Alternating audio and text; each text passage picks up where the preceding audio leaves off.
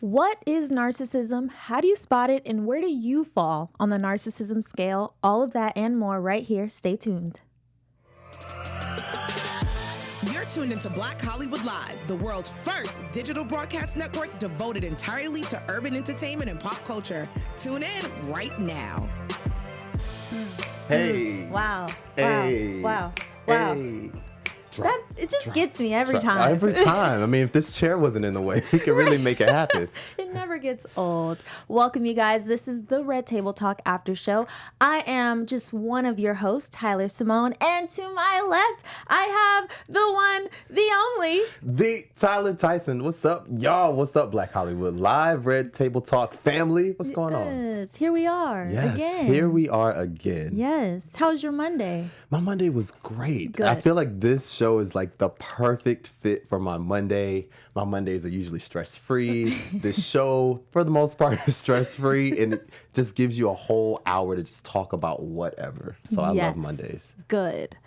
This was a good episode. Absolutely. One of my favorites to date, which is hard to say because there's been a lot of good ones. There's been a lot. I don't know if it's my fave. It might be. Maybe? Yeah, maybe. Yeah, because we were talking before we started, and you said it's not too heavy. We can enjoy it. We can learn, but it's still good. It keeps you intrigued. It was the perfect mix of like a little deepness, but then not too deep that you go into tears and depression, but it's still not a throwaway episode. Like, it's perfect. Yes, I agree. So this episode is all about narcissism. We had Dr. Ramani on the panel, which was amazing. She was great. Yeah. I learned a lot from her. She's so passionate when she speaks that I was all in the whole time. Same. Yeah.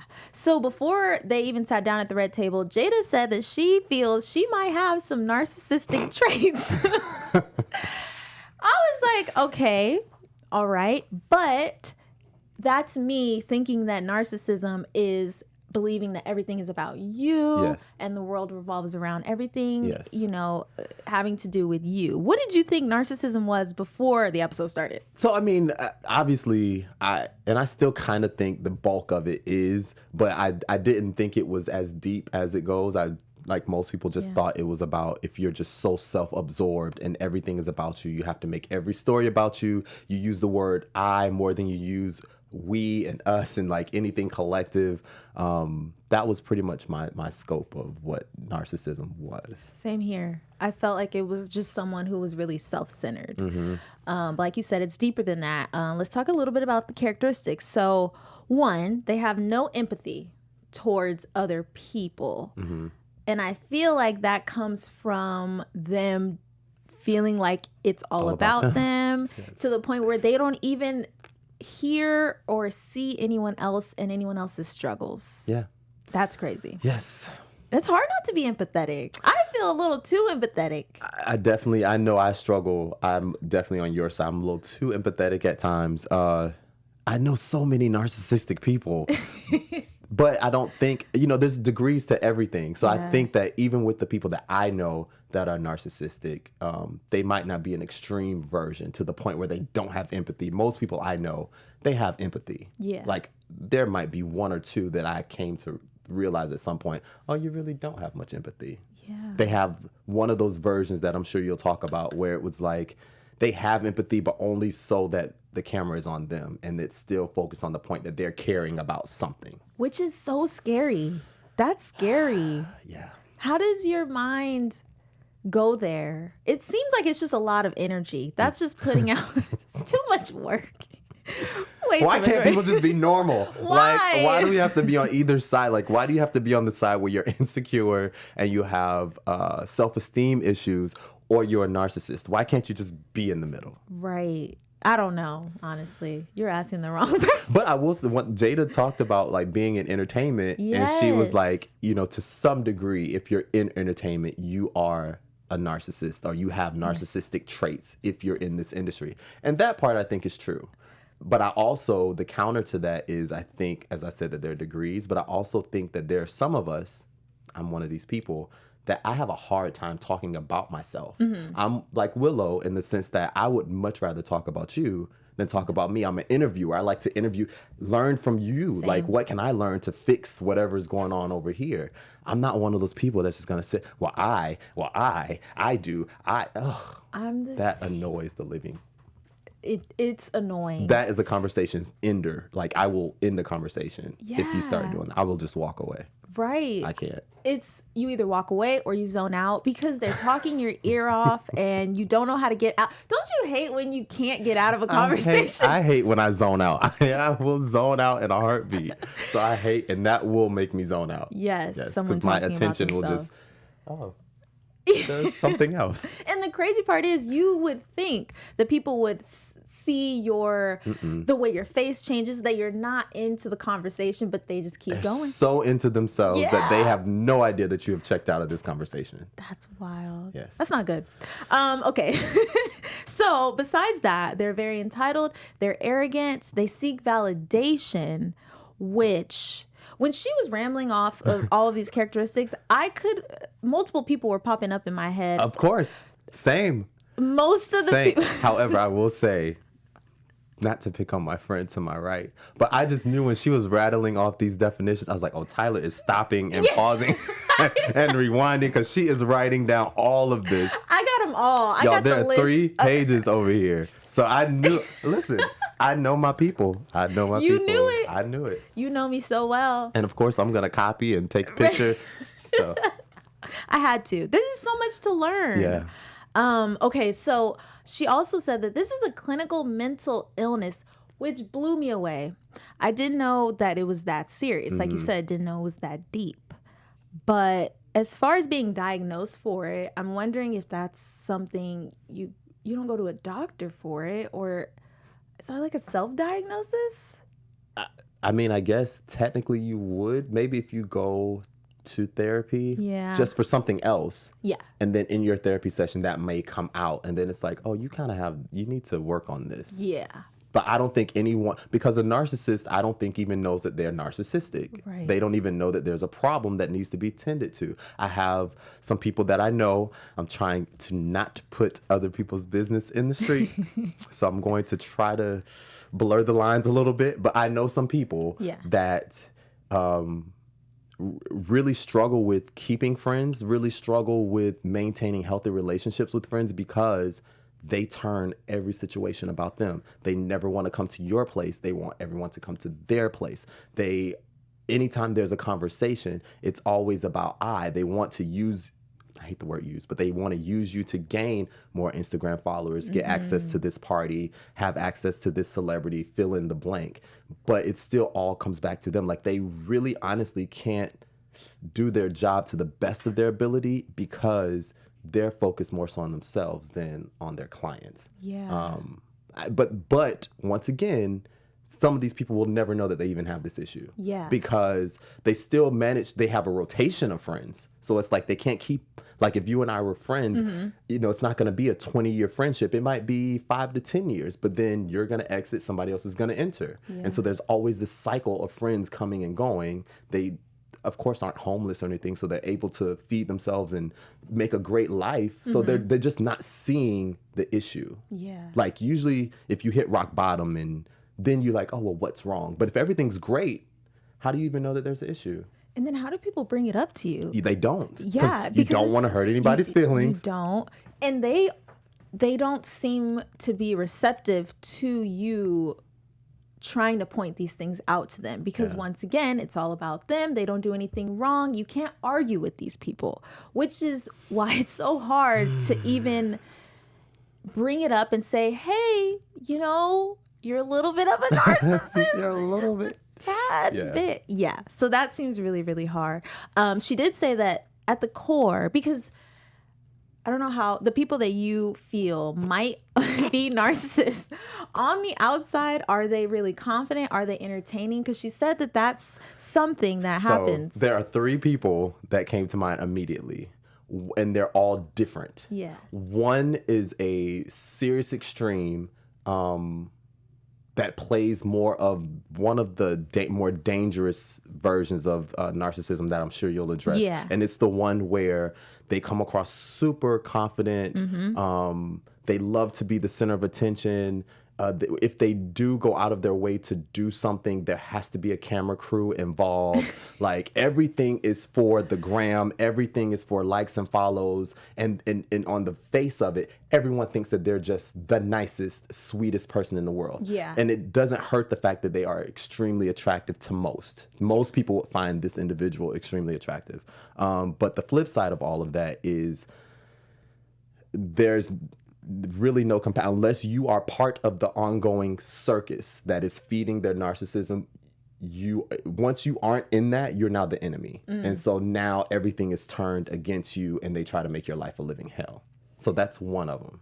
That's the worst. The other ones are not as extreme. Okay. The other ones, yeah, they like to be the center of attention. Yes, they like to be the connector that makes all the parts flow and work. But at the same time, they're still compassionate. They're still nice. They're still all of those great things. The one that I was explaining about not even knowing, that individual is more so on the other side also, where that individual is also extremely nice and it's not coming from a malicious state at all. So it's just like 3 degrees. Like they're all just different. Yeah.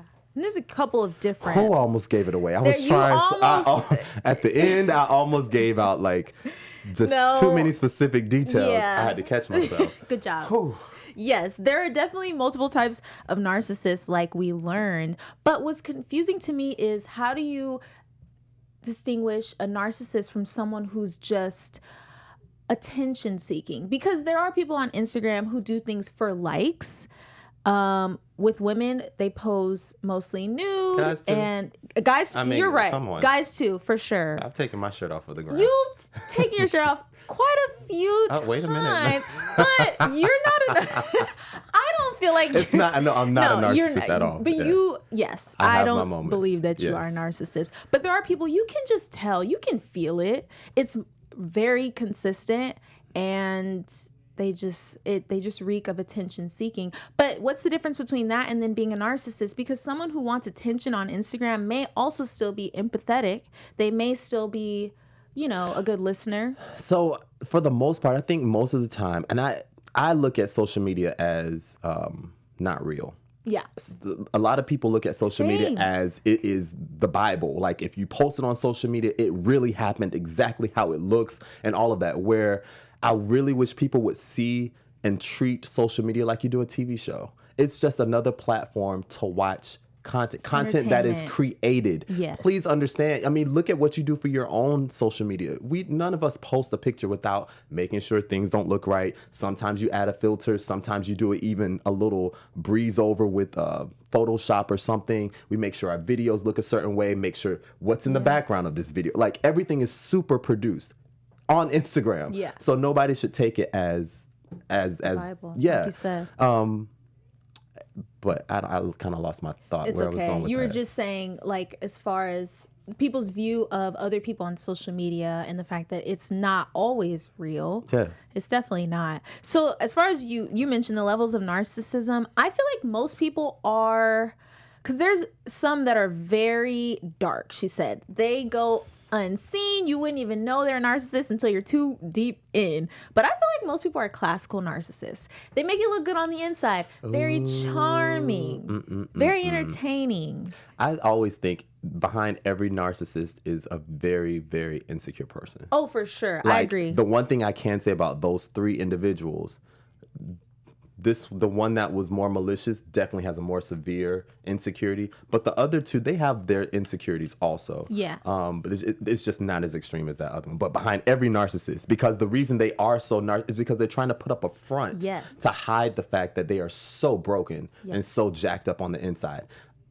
I'm going to say it. It's a little controversial, but I venture to say also, y'all aren't going to like this, but just like the narcissist tries to cover themselves up, some, not all, but some of the people that you really see that just go ham in the church. I mean, like they shout like there's no tomorrow. Those are usually the people, and there's one gospel artist that I'm not going to call out. Those are usually the people that are the most jacked up. They are the most evil, the most wicked. They actually cause the most harm. So it's like, of course you're praising God so hard, because if we really knew the type of person you were, you wouldn't have this life. So I just liken that unto the narcissist. Yeah. And it makes sense for everything now that I think about it. It makes sense for really, I mean, people can be attractive, but you know those people that just go out of their way to be seen, and they put on this there's like mostly in LA. I don't know about everywhere else because this is where I live. It's everywhere. But LA for sure, you see those people that go out of their way to be seen. They want to look perfect all the time, but those are often the most boring people. They they're hiding something.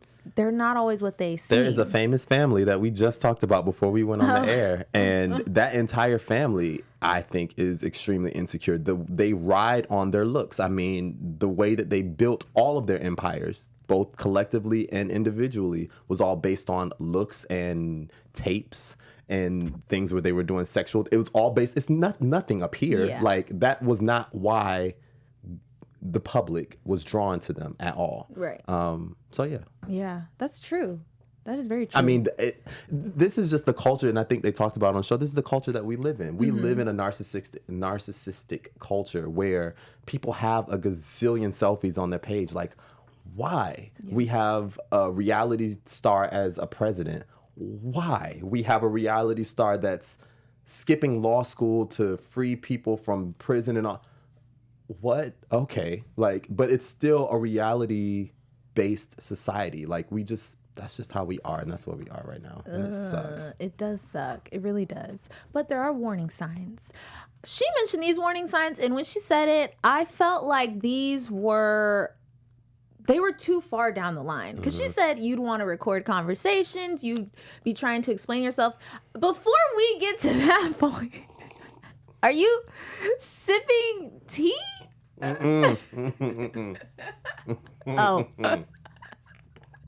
It's not tea at all. Oh. But she was preaching to the choir because I realized that, oh God, I used to do that. I used to do it too until I learned, because there are warning signs before you get to that point. Obviously, like if they are showering you with too much love, like she said, things are happening way too fast. Now they're trying to get engaged. Like, that is a red flag. Yeah, 100%. So when she said it, I said, oh well, there are a few before those. What got me was when she said that they always try to make you sound crazy. Oh yes, they do what the guy in the White House does. They make you say what you heard you did not hear. Yeah. Even though they said it, I didn't say that. They make it seem like your memory is just shot to hell. Yeah. And so then you're like, okay, well, I'm going to record these conversations so that I know I'm not crazy. And then when you record it, they still talk their way out of it. Somehow. Oh, That's yes. scary. Oh, yes. That's a scary trait to have. Jesus. Okay, so who becomes a narcissist? Because narcissists are not born narcissists. It's kind of like racism. Like, nobody's born a racist. You just learn it over time. And I love that they talked about this. So basically, like she said, you become a narcissist if your parents are narcissistic. And then if you got everything that you wanted when you were little, there's a good chance you might be a narcissist. Hold on. Hey! Hold on. Because I was the only child. Oh. So I did get everything I want. There's only one. Wait, hold on. There's one. I'm scared. There's only one thing I didn't get. I didn't get a dog. But other than that, I got, you name it, I got it with no problem. No wonder you want a dog so bad. Yeah. That makes sense. Yeah. But I still say you can still get the things that you want, or everything that, however you just said it. Yeah. But it's up to the parent to still instill in that person that you have to work for everything. Nobody's just gonna hand you things. Absolutely not. And you know, my parents even said, yeah, we spoiled you, but you're not a spoiled brat. There's a difference. Definitely. And so, but I do think that if you are just giving, and this child then has the self-entitlement and all of that, then yes, it does breed a narcissist. Yeah, absolutely. And like they said, if you got everything you want but didn't get any emotional substance as well, that's when I think there's a problem. If you got both, then sure, I feel like you turn out just fine. But if you're not learning about what it is to be a good person and learning compassion and all that stuff, then it's not a good sign. It's really not. Okay, so who falls in love with these people? Have you ever fallen in love with a narcissist? You have? I think I low-key am attracted to narcissists. Oh, no. So I have a nice, not lengthy, but I have a nice record of quite a few narcissist in my repertoire. Oh, Yeah. I've fallen in love with narcissists as well. What's your sign? Gemini. So I think, if I'm not mistaken, y'all zodiac people can look this up. I think Gemini and Capricorn supposedly are supposed to be pretty similar in certain areas. Maybe our thinking, I don't know what it is, but I think we're supposed to be similar in so many ways. So I guess we're alike. Maybe. I guess, because I just know that there are four that are narcissists, and one of which is kind of one of those examples that they said, where it was like, extremely attractive and went through all of these different things and has just accepted the fact that the way you're judged is based off of how you look, and so that's how they get through life. Ooh. And it just turns into a whole show. Yeah. Yeah. I feel like maybe I was attracted to a narcissist when I was younger. This was years and years ago. And I learned my lesson, and now I've never participated. I cannot participate in narcissism with a narcissist. So when you learn your lesson, are you one of those people where you only have to learn it once and then you never make it? Oh, wow, good for you. I'm scared for you. At least I'm much better now, but when I was younger, absolutely. And I fell into the trap. I mean, those narcissists were not the same, but some of those characteristic traits were the same. So I apparently didn't learn my lesson 4 times. 4 times though. Yeah. Once I started to see the patterns, and it scared me a little because I'm not used to it. I've never been treated that way before. The love, I think they call it love bombing in this episode, but the love bombing was overwhelming to me. And then the controlling part, it made me feel uncomfortable. Yeah. So I think that's how I learned my lesson. But I wonder what Willow's sign is too, but because everything that she was saying in this episode, I'm like, oh wow, me too. Like, I am such a pleaser, so it's easy. Like, this is the reason why I think I kind of feed into it, is because I don't like the attention to be on me. I don't like, once this camera goes off, attention is definitely not what I'm looking for. Yeah. So it's easy for me to deflect. And so if you come into the picture and you are Miss Narcissist and you're just talking about, I just feed into it. Oh, really? That's why. Oh, okay. Well, what happened next? Oh, really? So what are you going to do about this? Oh, okay, cool. And you told me you had a bad day, so now I'm showering you with things. And now all of these things are happening. I just feed into it. Yeah. It's easy for me to feed into it until I get so deep in it. And then I'm like, oh, you're crazy. I need to smile. I need to get out of this. Oh my, I have that too. I definitely like to okay. They said this for HTHTV3 said no, Gemini and Capricorn is a, what is that? Quinticus? I don't know how you say that. They said no way, we're like 150 degrees apart. So no, we're not. Okay, compatible. So we're not the same. No. We're not. Thanks for that. Thank you for that. We didn't know that. But I have the same thing as you. I listen to people. I'm a very good listener. I do give a lot of energy, but unlike you in going in deeper, once I feel like I'm not getting the energy back, it's like abort mission. Like I abort. Yeah, abort, because I fall into feeling like, okay, I'm giving this person this. I'm listening to them. I'm a good listener, and they're not listening to me. So then I shut down. I'm like, okay, you're not listening to me, so I'm just going to go. This is my cue. Yes. Yeah. Okay. So the people that fall in love. Okay, tell me if this is you. Now, because now I want to know if this is you. All right. Okay. I'll see what I tell you. I might plead the fifth. According to this episode, they say that the people that fall in love with narcissistic people are, 1, insecure. Are you insecure? I'm not insecure, but I have had insecurities, and mind you, this was a while ago, so I've grown from where I was, and there was a period where I was less insecure than I am now. Remember, I told you I was a skinny kid and all of this stuff, so those are my insecurities. Yeah. Okay. It says, or they say, that people from happy families can even be attracted to narcissists. I come from a very happy family. I mean, very happy, very loving. I have never heard anyone in my family yell at each other. Like, everyone talks very calmly. yeah, it just doesn't happen. So yeah, very loving family. That was interesting that you said it. The fact that you feel like, or you might feel like love can fix everything. So you're so desperate to just make it work. Yeah. But like Willow said, you know, I just feel like I can fix whatever it is because I do come from this loving. I remember one situation, and this was so horrible. I don't even think this was a narcissist. This was just an abusive situation, but verbal. Mm-hmm. But I remember really thinking in this, oh, I can fix this. Oh, let me show, like, I've traveled around the world and my family does this. Like, you just need to be exposed. Like, once you learn, I've gone away to college and come back, and like, once you learn, your life can be different. No. It didn't work. No. Like, you cannot fix people. You do have no degree in clinical psychology. Like, you're not a therapist. People need to stop trying to fix people. Yeah. Like, I understand having a heart and having empathy and all of that, but you also have to know your limitations. Yes. The people on the plane say when the masks come down, put the mask on yourself first and then tend to everybody else. So until your life is like golden, I can't fix anybody. There's nothing I can do. I got to worry about me. You have to. You really, really have to. Because they might change for a second, and then a few weeks go by, a few months go by, and they're back to the same old thing. Yeah. Okay, so what about people who give second chances?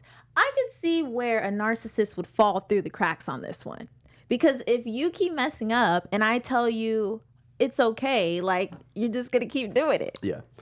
Old Tyler used to do second chances. New Tyler does not do second chances. No. Like, once we go around this merry-go-round once and it doesn't work, that's it. Yeah. Yeah. There's no going back. There's no second chance. I made my decision. But I said what I said. This is done. I knew it. Done.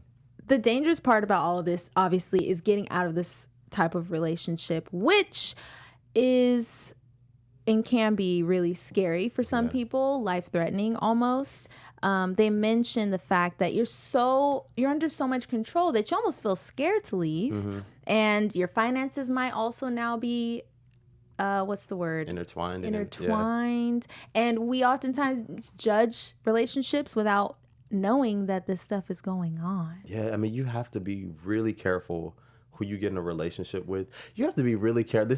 I don't engage in any dating, hookup, fill in the blank type apps. The only app I'm on is Instagram. Because I need a face-to-face. I need to look at you. I need to figure stuff out. Like, as you're telling me what you think I need to hear, I need to look in your eyes and see, are you lying? Like, you can't do all of that on an app. So it's like the people that indulge in these apps and these dating sites and all of that, you are inviting people into your life, into your space, and for some into your bodies, and you don't know anything about this person. Nothing. This person could be a narcissist, they could be an abusive person, they could be a sex offender, they could be a drug addict, they could have credit up the wazoo. I mean, not credit, debt up the wazoo. Like, they could have so many things, and you just so quick to lay down with it. I'm straight on that. Yeah, I'm good. Yeah. And that's, I guess, why dating is so important, and taking the time to get to know someone without fully jumping in, because then you wind up too deep and now you can't find your way out. So that's scary. Like, imagine being with a narcissistic, bipolar, schizophrenic, whatever. Like,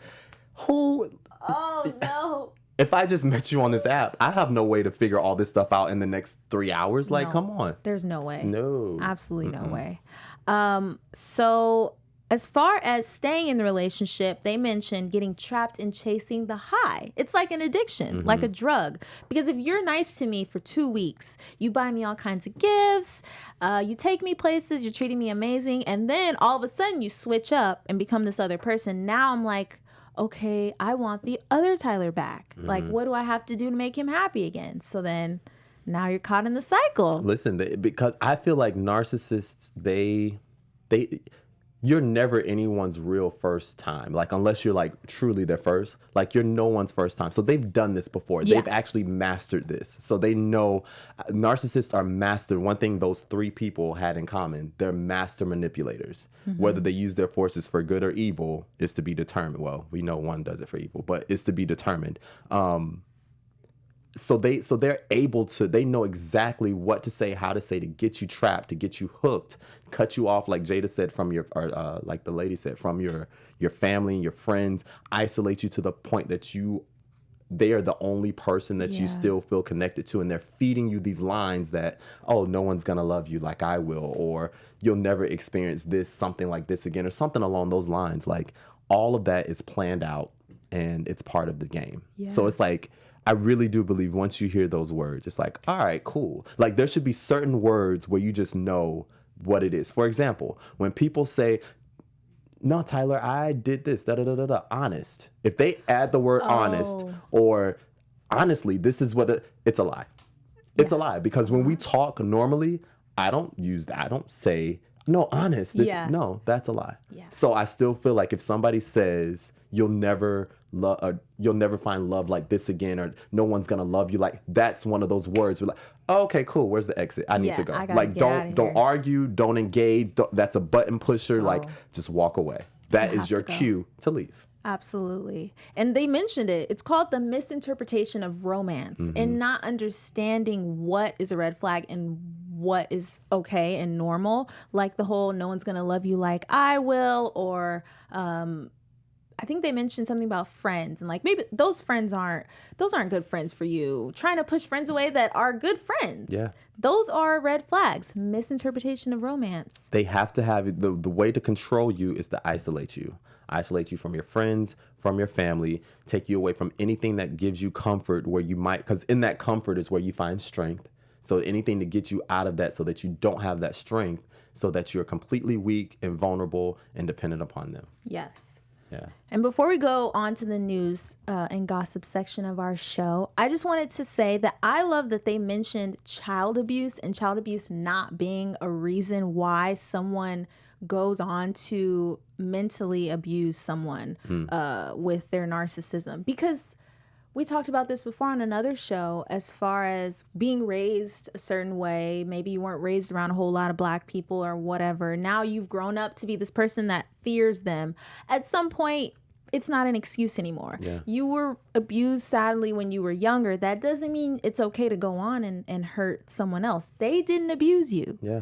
I loved when she said that. Absolutely. Absolutely. So true. Because you cannot, that's not an excuse for you then to abuse someone else. So, and in the last episode, I remember telling the people, get over it. There's a time frame or whatever. And I didn't say what that time frame is, because there really isn't one. But in my mind, like, once you get in your 30s, you can no longer, I mean, really, once we get past 25, but I'll give you an extra 5 years. Once you get to 30, you can no longer talk about, oh, well, this happened to me in my childhood, and that's why I do fill in the blank. No, you are a grown ass person. Like, you just can't. Yeah. You can't. Those excuses are not, No, they get real old real quick.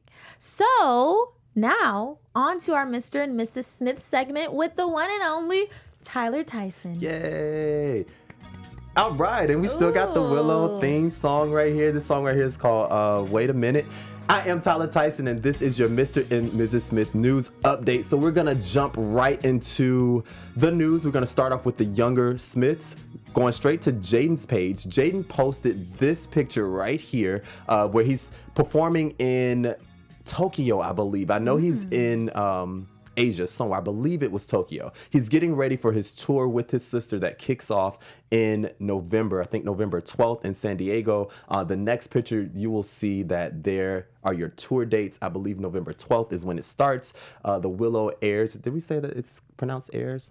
I think that's what we agreed on. If it's not, listen, forgive me. But anyway, the tour starts November 12th in San Diego. You can go to willowsmith.com or go to Jaden's page, either one of their Instagrams for the link.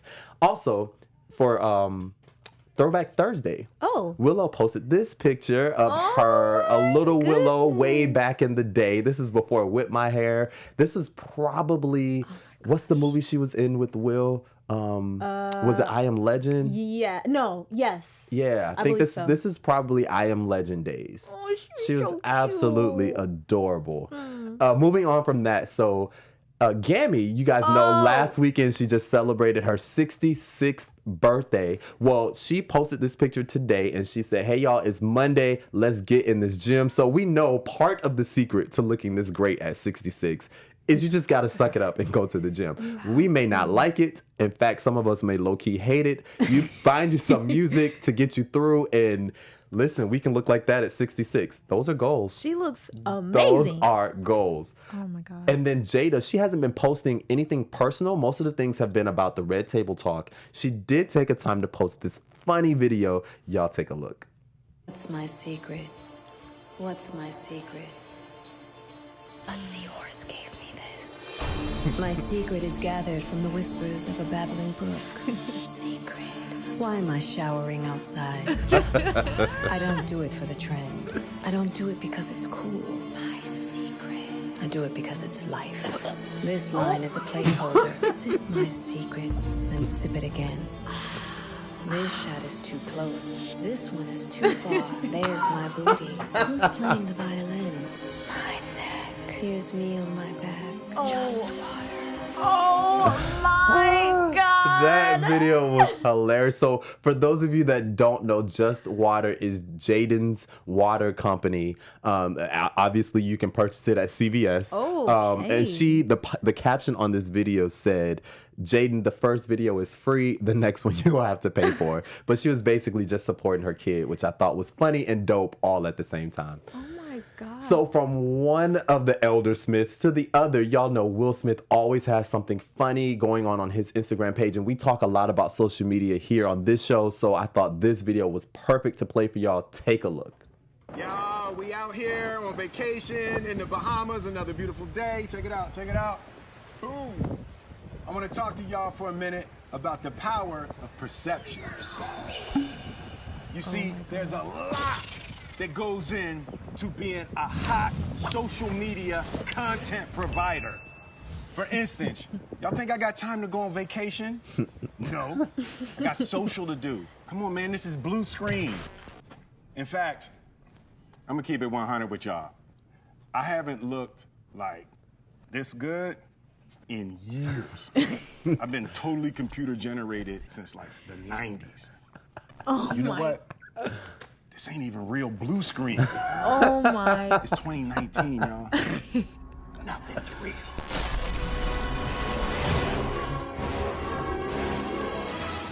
I Right? have no words. That's part of what I was saying earlier. Everything is so staged Yes. and produced on social media. Okay, so the next video we'll post it. Just another funny video from the one and only Will Smith. Y'all take a look.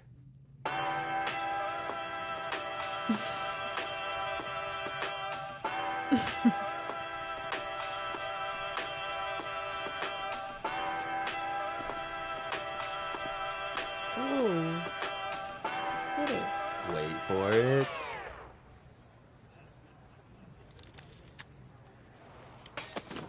Oh. I mean, this is Like- why I say you just need a whole team. Like You need a if I could have a team of editors and producers to really help me with my social media, it would be popping like Will Smith too.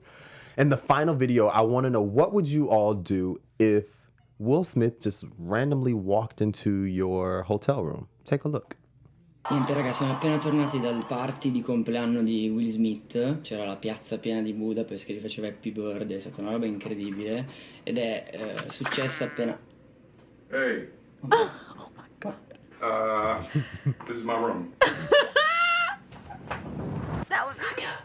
Non so come sia possibile, ma c'è Will Smith dentro la mia stanza. Yeah, man. You've been here for like 45 minutes, dude. I'm just gonna brush my teeth. Like, what would you do? Faint. Like, he's scared to move. That's good. Wait, hold on. Look at that. You can use it. I have to use it? No, you want to. Because it's only one toothbrush, so if you wanted to use it, you could. Use it. All right. Thank you. He's freaking out that he's brushing his my teeth with goodness. Will Smith's toothbrush. So I am Tyler Tyson with your Mr. and Mrs. Smith news update. What would you do if that was like, if Will gave you his toothbrush? One, would you brush your teeth with his toothbrush?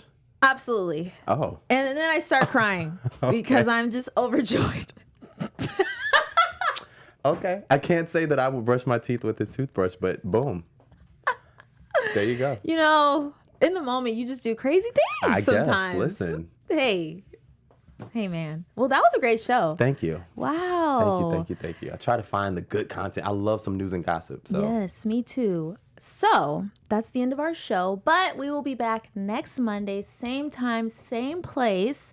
In the meantime, you can follow me on Instagram at Miss Tyler Simone. And where can they find you? You can get your entire life following me on all social media at The Tyler Tyson. Also, make sure you tune in on Tuesday nights on AfterBuzz TV for the New Amsterdam after show at 10 p.m.